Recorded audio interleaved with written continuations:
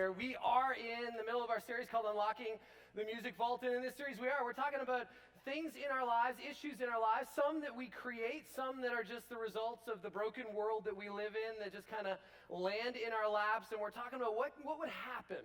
Right? What would happen if there was a way where we could kind of crack that vault door open and allow God to be able to come in and start to bring some healing and some help and maybe some hope to those areas in our lives. And so I love that Trey and the band, what an incredible job they did with Tempted, right? I mean, that was just a perfect setup. It really was. It was just saucy, right? It was so good. And so we're talking about temptation today. Now, I was very tempted to wear my jersey today.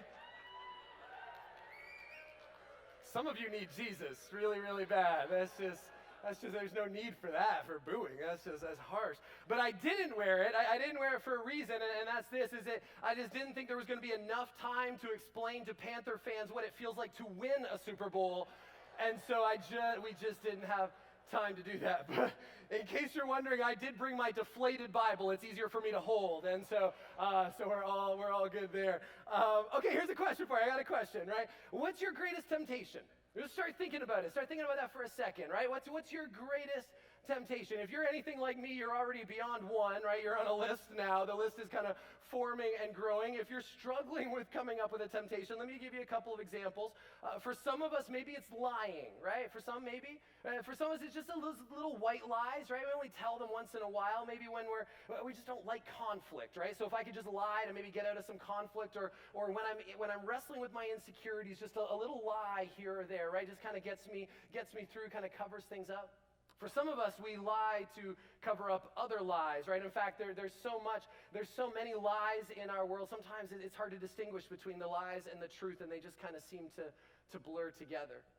For some of us, many, probably quite honestly, many of us have eating issues. For some, we may say that we would wrestle with overeating. For some of us, we would say we're addicted to things like maybe sugar or caffeine or potato chips, right? For some of us, it's serious. We have an eating disorder. For some of us, we would say that we're tempted by overspending, right? There's this thing in our lives. We know that we don't need anything else. We shouldn't buy anything else. But when I see a sale sign, everything in my brain, right, like short circuits, and I buy it, and I tell myself that I saved money, and I tell my spouse that I saved money. But the reality is that I probably overspent on something that I really didn't need with money that I probably didn't have. For some of us, maybe it's a substance. It's had a grip on our lives. For some of us, maybe just for a few weeks. For some of us, a few months. For some of us, a few years, or even a few decades. Whether it comes from a bottle, or whether it's something that you smoke, or something that you shoot, something that just seems to have a power over you.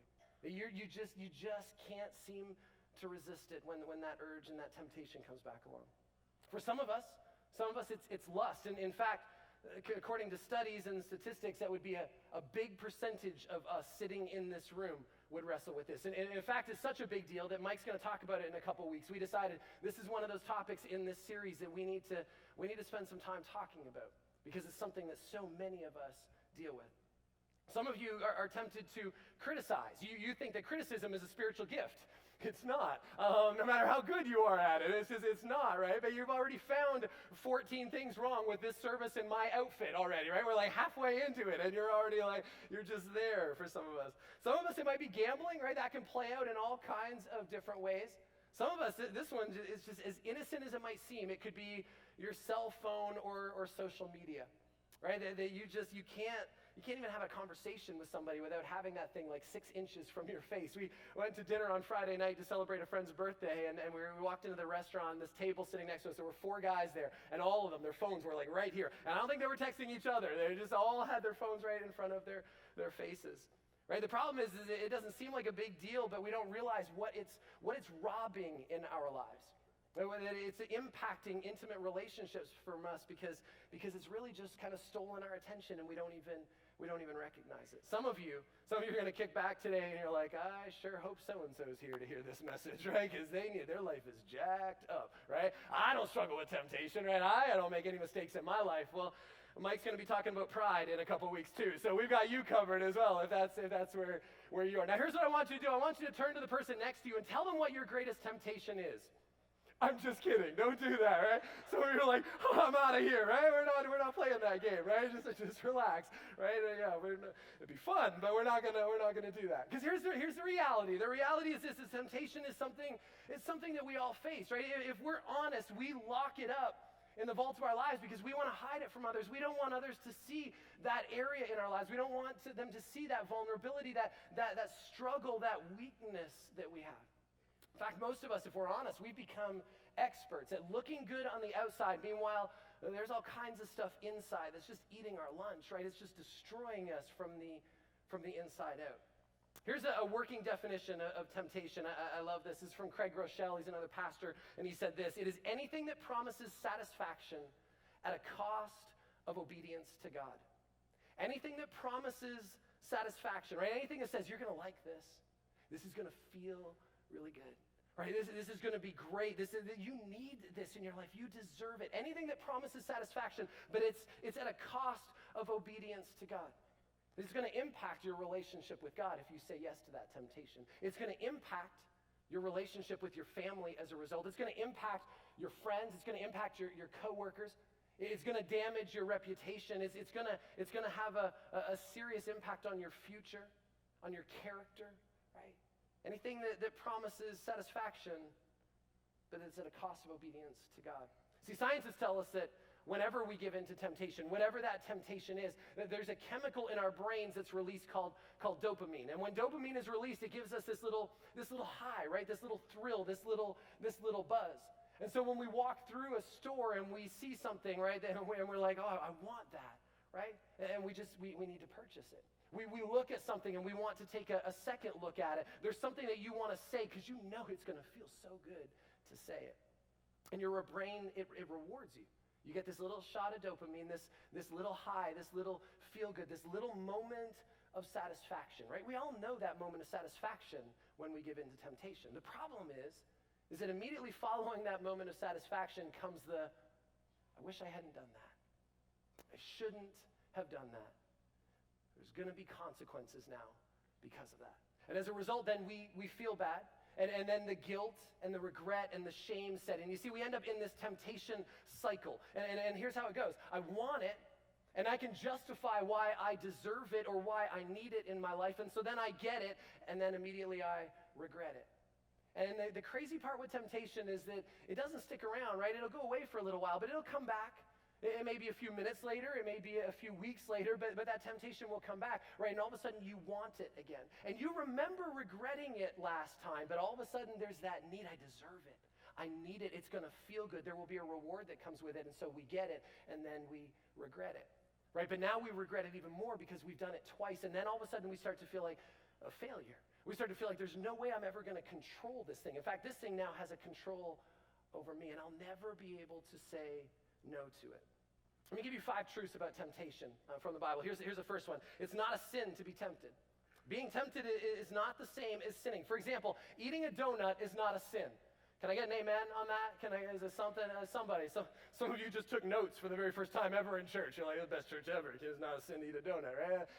But imagine, right? Imagine some of us maybe for our New Year's resolution, we decided we were going to eat healthy this year. And so one of the things we were going to cut out was donuts, right? But you walk into work this week and you walk by a table, and sitting on the table is a dozen chocolate glazed donuts, right? And as you walk by those donuts, they call out to you. They say, eat me, I'm chocolatey, right? And does anybody else hear donut voices, or is it just me? They talk to me. I swear I can understand them, right?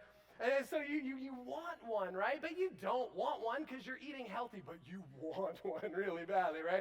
And so you look away, right? But you look back to see, is it still there? Oh, it is, right? You look away, you look back. Now, if you just look, or you didn't take anything, you didn't sin. It's not a sin to be tempted. Now, if you pick it up and smell it, is that a sin? I don't know. It's getting a little technical for me. If you lick the chocolate icing off, I'm pretty sure you've crossed the line, right, at that point. And I think, but here's the point, right? The point is this: it's not a sin to be tempted.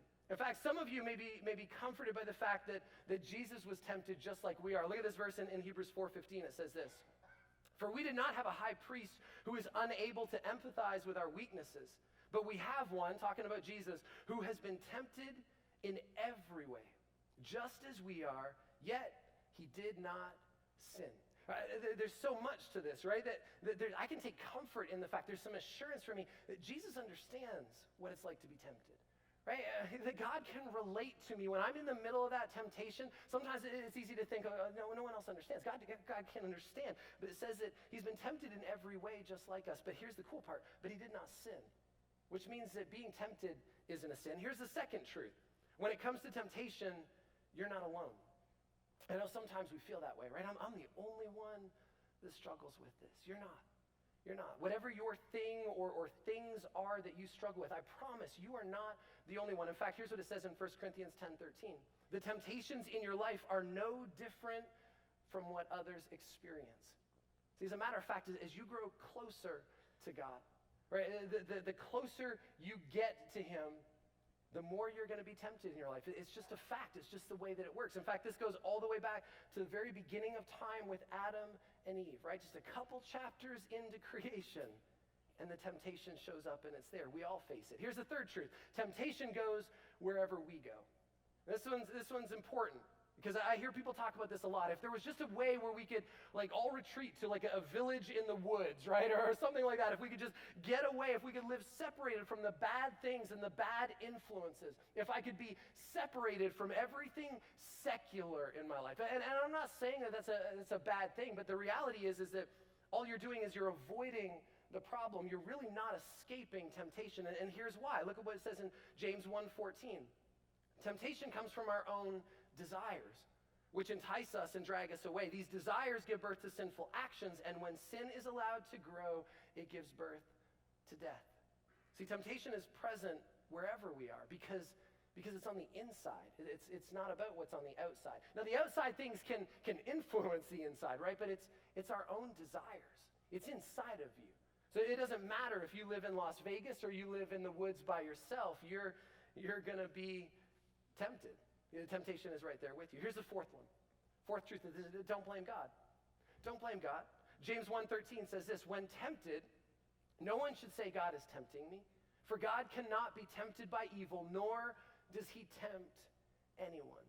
See, over the years, I've heard a lot of people say, if God hadn't given me these desires, or I'm just acting out on what God has given me, right? If God wanted me, I'm just acting out on it. Or maybe if she wasn't such a babe, right? It's not my fault. And we try to deflect and we try to blame. And sometimes we try to blame God. But what this verse says is that evil cannot tempt God and God does not tempt anyone. So don't blame God. God's not tempting you. For some of us, that may be the one thing that we just needed to hear today and just hold on to. Right? Because sometimes I wonder, God, why does God keep tempting me? No. God's not tempting you. God doesn't tempt you. Now, he will use those temptations in your life to produce good things. He will. But God's not the source of temptation. Here's the fifth one. Fifth truth is this. Believe that temptation produces character. James 1, verse 2, and I love the message. I know we don't use it a lot, but I just love how it kind of describes these couple of verses. It says this, consider it a sheer gift, friends, when tests and challenges come at you from all sides. Now, if I was to stop right there, you'd be like, that's a little insane, right? If tests and challenges, and I think we could put temptation into that category as well. If that's a gift, I don't want that gift, right? No thanks, return to sender. You can keep that one. I want nothing to do with that. But look what it says next. It says that you know that under pressure, your faith life is forced into the open and shows its true colors. So don't try to get out of anything prematurely. So I hear people say this all the time too. Why doesn't God just remove all of the temptations from us? Especially for us that are Christians, right? If we're a follower of Jesus, if I've given my life to Christ, why doesn't he just remove all of those temptations from me? I wouldn't have to wrestle with it anymore. He allows it because he wants to grow us. Look at how this verse ends. Let it do its work so that you become mature and well-developed, not deficient in any way. Mature, well-developed, not deficient in any way. See, maybe the next time you face frustration or you face temptation and you're frustrated by it, right? Why am I always facing this temptation? What if we looked at it differently? What if we looked at it in the face of that temptation and said, no, God's producing my character. I can say no to that because, God, you're trying to produce my character. I don't have to buy that thing because, God, you're trying to grow me. I don't need to give into that anymore because, God, you want to make me more like you. I get it, right? You're trying to produce my character in this. See, these aren't my words. It's not Donnie's words. These are God's words. These are God's promises to us, that he is trying to develop our character and our honesty and our kindness, our patience in the face of the temptations that we face. So what do we do with this, right? Because for most of us, we're like, I get it. I get that temptation's not good, right? I understand I'm not alone in this, that God isn't the one who's tempting me, that through this he wants to develop my character, but how do I handle it? How do we develop a plan to deal with temptation in our lives? If you've got your Bible, I would love for you to turn with me to Genesis chapter 39. If you don't have your Bible, that's okay. You can follow along on the side screens, or you can download the app, and we've got all of the passages and the notes in there as well. Genesis 39, it's the very first book, and so if you're new to the Bible, just go to the left, open it up, and just kind of work your way in, about 39 chapters in there, and you'll find it. Now let me just give you a little bit of background while some of you are turning there. We're about a handful of generations into creation, and we're going to talk about a guy named Joseph. Now, you may have heard of Joseph. Joseph had a coat of many colors. He had 11 brothers who were jealous of Joseph, so they sold him into slavery, stuff brothers do. But God had a very special plan for Joseph. And so even in the dysfunctional mess of his life and his family, God shows up and God takes very special care of Joseph. And for some of us, that's something, right? That we just need to hold on and have some hope in that in the dysfunctional mess of my family, maybe God has a special plan for my life. He does. But we're going to take a look at part of Joseph's story. We're going to pull out some observations from it of how he handles temptation in his life, and it's going to help us develop a plan for how we handle temptation in our life. Genesis 39, beginning of verse 1, it says this. Now Joseph had been taken down to Egypt. Potiphar, an Egyptian who was one of Pharaoh's officials, the captain of the guard, bought him from the Ishmaelites who had taken him there. The Lord was with Joseph, so he prospered, and he lived in the house of his Egyptian master.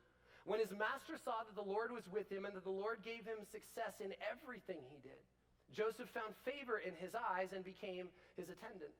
Potiphar put him in charge of his household, and he entrusted to his care everything he owned. From the time he put him in charge of his household, and of all that he owned, the Lord blessed the household of the Egyptian because of Joseph. The blessing of the Lord was on everything Potiphar had, both in his house and in his field. So Potiphar left everything he had in Joseph's care. With Joseph in charge, he did not concern himself with anything except the food he ate. Now Joseph was well-built and handsome, and after a while his master's wife took notice of Joseph and said, "Come to bed with me." But he refused. "With me in charge," he told her, "my master does not concern himself with anything in the house. Everything he owns he has entrusted to my care. No one is greater in this house than I am. My master has withheld nothing from me except you, because you are his wife." Now, let's just stop there for a second, right? Here's observation number one. Joseph communicated his position. He communicated his position. Now, God has shown up in his life, right? He's made him successful in everything that he's done. And even Potiphar now is benefiting from God's blessing in Joseph's life. Now, a little side note here just for a second. This is why it's so important for us to put Jesus first in our lives, for us to put God first, right? We talk about living obediently here as a church. It's on signs that are at all of our campuses, right? It's one of those things. This is so important.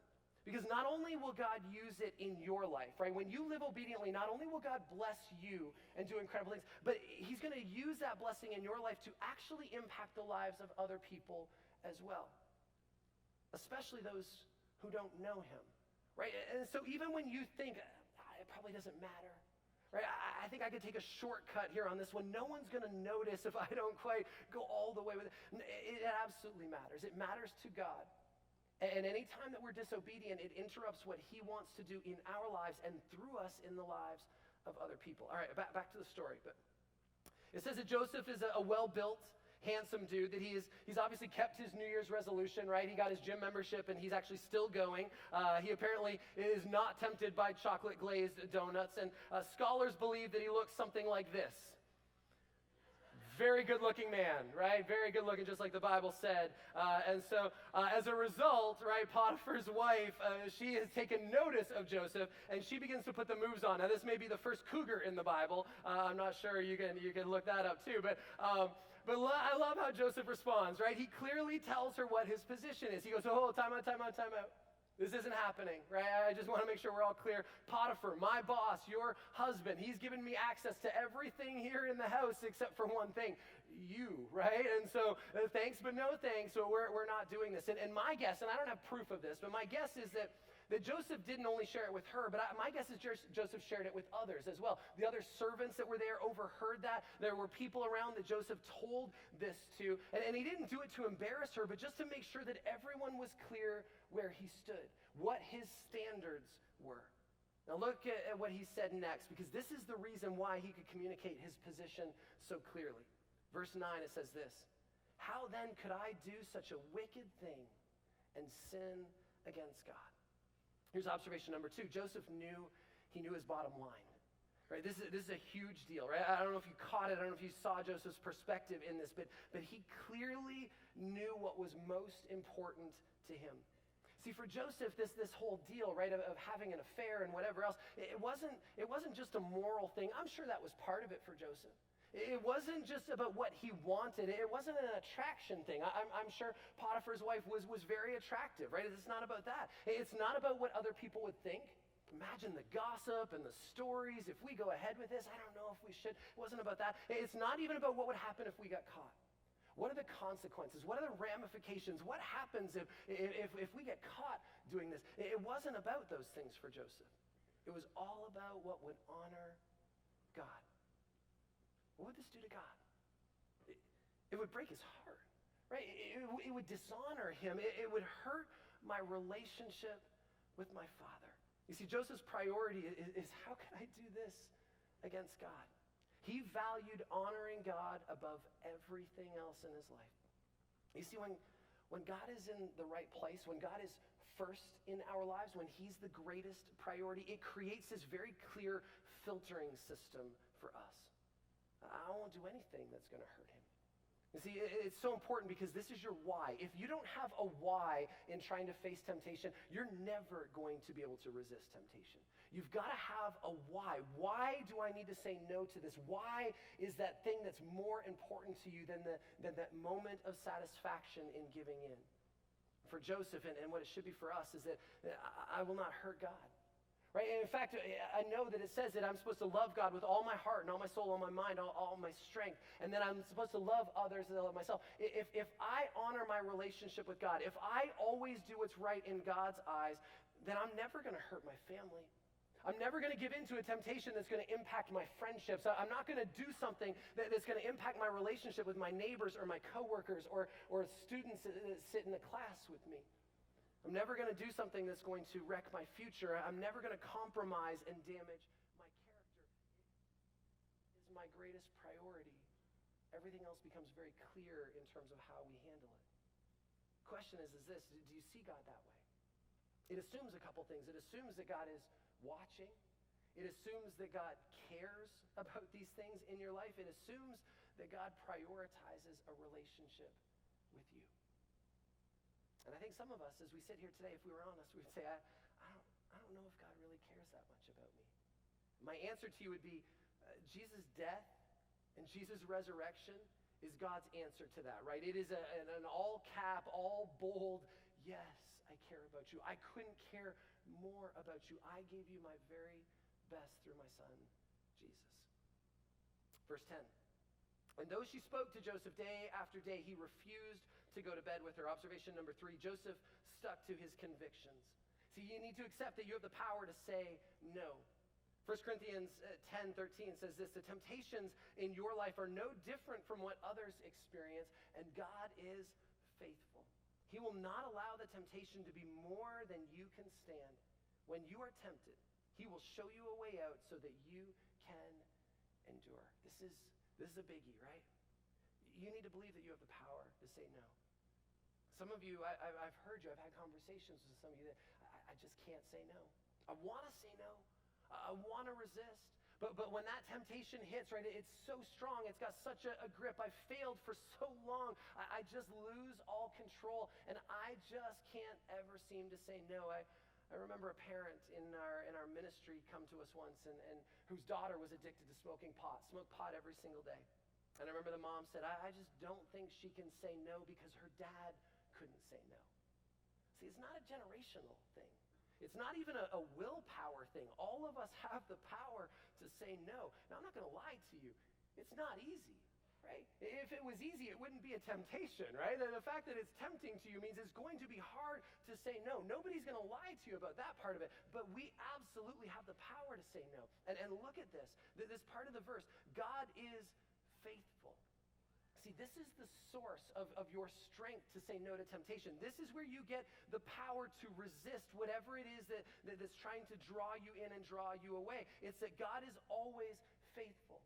God is always faithful. And so you can trust him. There's never a temptation where he took a break, right? Where he's not paying attention, where he's not there to help you. God is always faithful. And what does it mean that God is faithful? Look at the rest of that promise. He will not allow the temptation to be more than you can stand. God will never allow anything. He doesn't tempt us, but he'll never allow anything in our lives that's greater than his ability to help us through it. See, for some of us, we just need to memorize that. Because when you're in the face of temptation, right, you can face it by saying, no, hold on. God's faithful.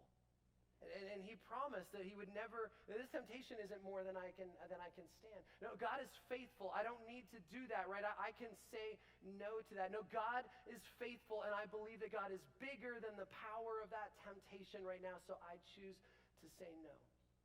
Laura and I were driving the other day. We were in the car. She was driving, and I was the car DJ. And so she said I got to choose music. And so I was just going through some stuff, and I pulled up a song that we hadn't heard probably 20 plus years, right, since high school.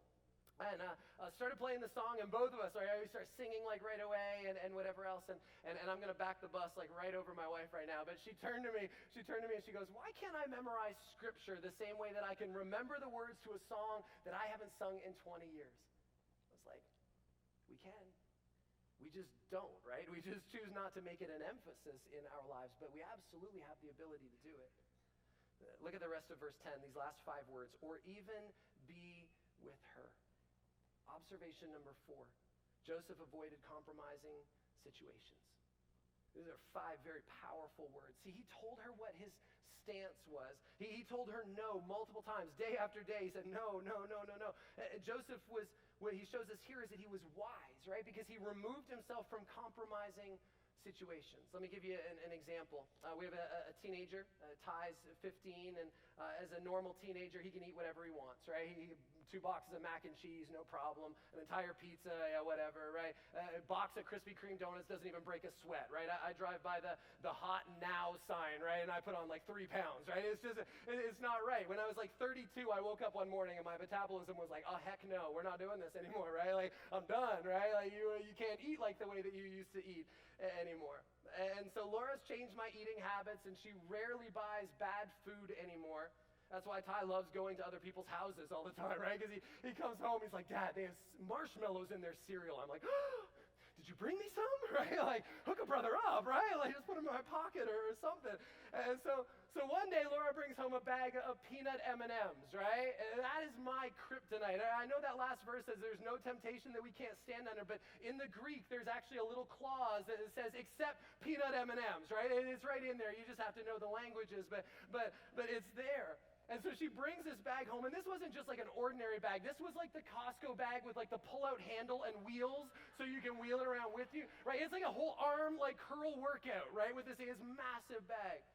And so I open up the cupboard, and there it is. It's in the cupboard, and I swear at that moment that a sunbeam broke through a cloud and shone on it as angel choirs went, oh, right, as I'm looking at this thing. And I slammed the door shut, and I'm like, no, right? No, I'm not going to do it. And I went and I sat on the couch, and I said, get behind me, M&Ms, right? Like I'm not going to do this.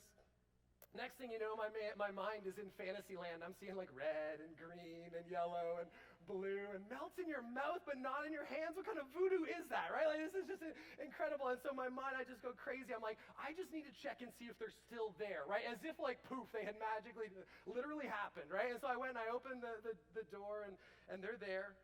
The bag wasn't opened yet, right? So I realized that now I always want to model servanthood to my family, and I wanted to help them. So I opened the bag for them, right? And as I stood there with M&Ms like trickling through my fingers, right? The next thing I know, 20 minutes later, Laura finds me on the couch. 60% of the bag is gone, right? Now don't judge me, because I know you got your own stuff, right? We got our issues. Here's the point. If you struggle with alcohol, remove it from your presence. If there's something in your life, if you're struggling with spending too much time online or looking at websites that you shouldn't look at, then get that accountability software. Get that computer out of your bedroom. Limit your usage of your Wi-Fi and your internet. If you struggle with something, avoid it. Here's the verse 11. I love this. It says this. One day he went into the house to attend to his duties, and none of the household servants was inside. She caught him by the cloak and said, "Come to bed with me." But he left his cloak in her hand and he ran out of the house. Observation number 5, Joseph ran from sin. Even though he put God first, he knew what his bottom line was. He clearly communicated to her what his position was. He stuck to his convictions over and over again. He avoided compromising situations. See, the problem with temptation is that sometimes it still gets through, even when you have all those safety barriers in play. Potiphar's wife is very persistent. My guess is that she doesn't hear no very often, maybe ever. And so she knew what she wanted and she grabbed it. And see, here's the deal with temptation. Temptation doesn't play by the rules, right? And so look at Joseph's response. He ran. I'll leave my shirt, but I'm not going to leave my dignity, my honor, my purity, right? My reputation. And so he ran. That's not weakness, right? That's not cowardly. That is strength. That is faith. That is trust. That no matter what happens from this moment on, I can trust that I have peace in the decision that I made. And I can trust that God is going to show up, that God is going to honor the fact that I did the right thing. Now, I'd love to tell you that as a result, that God made his life perfect and easy. There were no consequences. In fact, Potiphar so appreciated the way that Joseph treated his wife that he rewarded him richly. But you know that that's not usually how the story ends. Verse 13. Says that when she saw him, that he had left his cloak in her hand and had run out of the house, she called her household servants. Look, she said to them, this Hebrew has been brought to us to make sport of us. He came in here to sleep with me, but I screamed. When he heard me scream for help, he left his cloak beside me and ran out of the house. She kept his cloak beside her until his master came home. And then she told him this story. The Hebrew slave you brought us came to make sport of me. But as soon as I screamed for help, he left his cloak beside me and ran out of the house. When his master heard the story, his wife told him, saying, this is how your slave treated me. He burned with anger. Joseph's master took him and put him in prison, the place where the king's prisoners were confined. But while Joseph was there in prison, the Lord was with him. He showed him kindness and granted him favor in the eyes of the prison warden. So the warden put Joseph in charge of all those held in the prison, and he was made responsible for all that was done there. The warden paid no attention to anything under Joseph's care because the Lord was with Joseph and gave him success in whatever he did.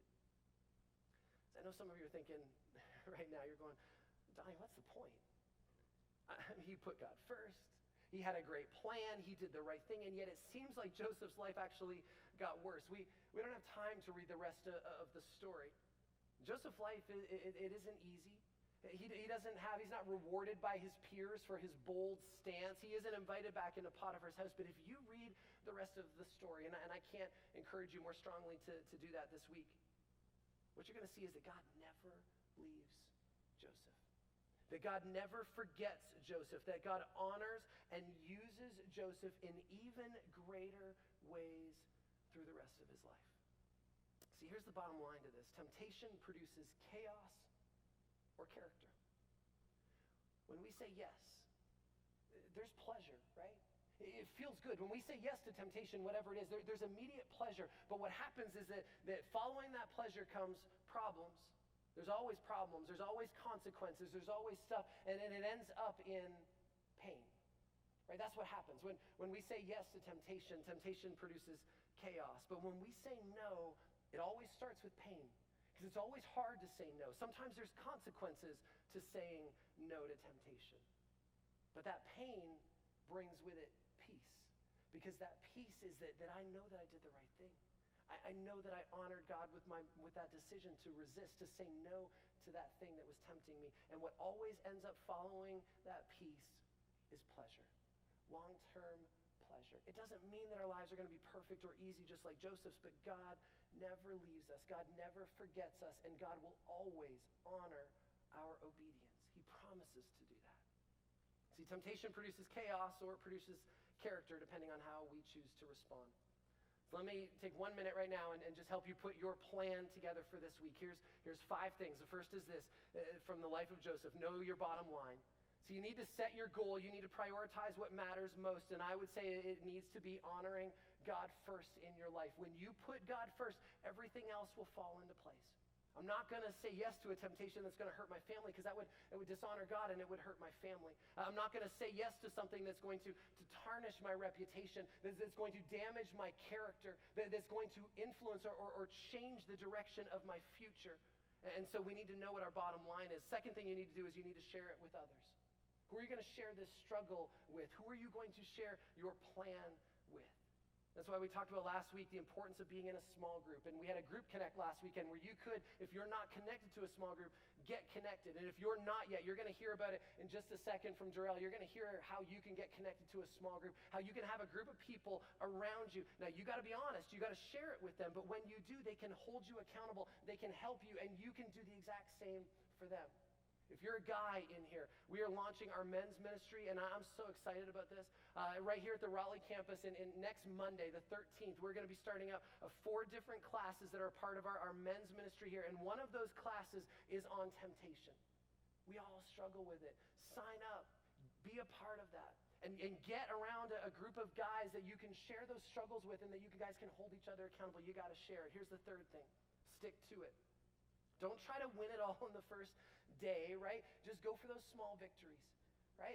For many of us, the things that are gripping our lives, they've been there for years. You're not just going to automatically. Now, God can show up and he can release those things, and he does that sometimes, and it's amazing. But for a lot of those things, it's the small victories, just day after day after day. And when you make a mistake, and you will make a mistake, don't quit, right? When you slip up, don't quit. Just get back up. That's why it's important to have people around you. Brush the dust off and just keep going. Fourth one is this: avoid compromising situations. For some of us, we need to clean house. We need to drive a different way to work. We need to get the computer out of our room. You just need to avoid those situations. And the last one is that if those safeguards don't work and temptation still shows up at your door, and it will, that you run away. Now, this one's extreme, right?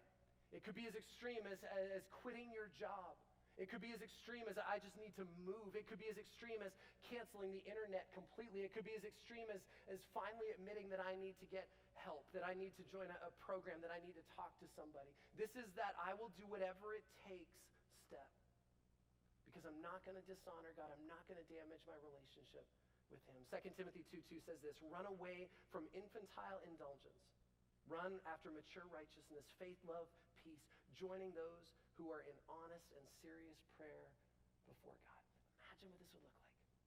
Imagine in your life, right, if you could begin to resist temptations more and more and more consistently in your life. Imagine the impact it would have on your family. Imagine the impact on your finances. Imagine the impact on your relationship with God. But I know what some of you are thinking. Some of you are right here right now and you're going, I think it's too late for me. I've failed so many times. I don't think I can stop this cycle. Well, I want you to know 2 things. One is it's not too late for you. And the second is this: you need to come back next week, because Mike is going to talk about failure. And as we talked about this series, we said, you know what, we're going to be telling people, hey, you can resist these things, but there's a lot of us that feel like it's just too late for me. It's not too late. So come back next week and find out, when it feels like your life has fallen apart and there are shattered pieces all over the place, that God can pick those back up and he can restore and he can turn something beautiful out of what you feel like you've damaged to a point of no return. It starts by saying no to those temptations and stopping that cycle, but God can restore and heal and forgive and do incredible things. Come back next week and hear about how God can do that in your life. Will you join me? Let's just pray. Just with our eyes closed, our heads bowed. You may be struggling in an area. It's just been bothering you for years. What's your weakness? What's your temptation? And just in the quiet of your heart, will you just say, Lord, you know what it is. I've got a tendency to fill in the blank. There's something in my life that's just out of control. I keep failing. I keep falling in this same area, and I feel bad about it. Just confess it to him. He knows you. He loves you. He's not going to condemn you. He wants to forgive you. He wants to wipe the slate clean. He wants to start over today. That's why he brought you here. In your heart, just say, God, I want to be realistic about this. It's a problem in my life. Admit it to him. Accept responsibility. Don't blame your parents or your spouse or your boss or anybody else. Say, God, will you help me to refocus on you? To fill my mind with the good things, the true things, the right things. Not to resist my feelings, but to replace them with what you have to say. Most of all, if you've never opened up your heart to the Lord, would you do that today? All you have to do is just simply say, Jesus Christ, I want to be forgiven. I want a fresh start on life. Would you forgive all the sins I've ever committed and help me to start over today? He will. That's why he died on the cross for you. Say, Jesus Christ, come in and be the manager and controller of my life. Lord, you promised to make a way out of these temptations. Give me the strength. Help me to quit compromising. Help me to do what's right.